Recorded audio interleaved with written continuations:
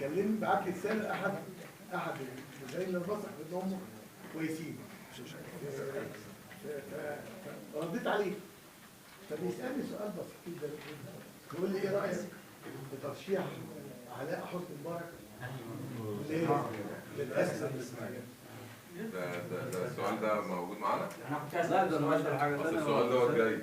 رديت عليه رد بسيط، قلت له راجل في المحنه لا انا حق اتكلم ضده ولا لو هو حر هقدر ارد وهرده كويس.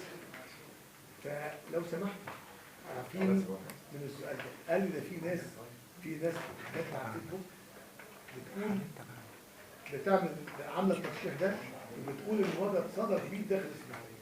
قلت له قول لي مين اللي قال الكلمه دي عشان اقول لك قد ايه ان ده تافه. فقال ده فلان هو معايا على الخط، دخل قال ايه؟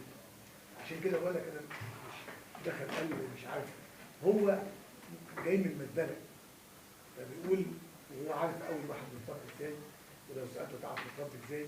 تتربى على الفضيله والصدق والكلام من ده. قال كلمه وحشه جدا على الهواء، تمام؟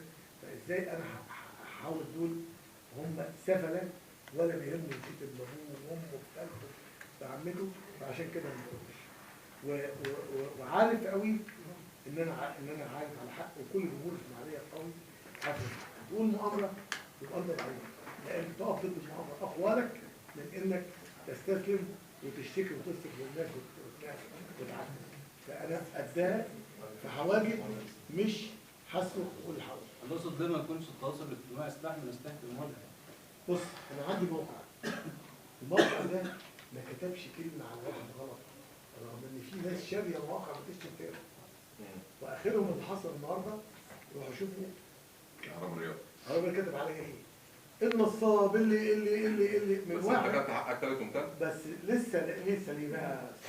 خدت حقي مع النصاب محترم زيك الله يخليك. بس عيب انه كان نزل كده لواحد اصلا ازاي واحد فاشل في حياته، ازاي عمل المواقف كده. طبعا لما بقول لهم الناس كده هو انا رجعت معاهم الاسم قالوا لي برضه كان قضيه بس تسيبوا الجمهور ده القناه مع الجمهور، لكن عليه مش هيسيبها.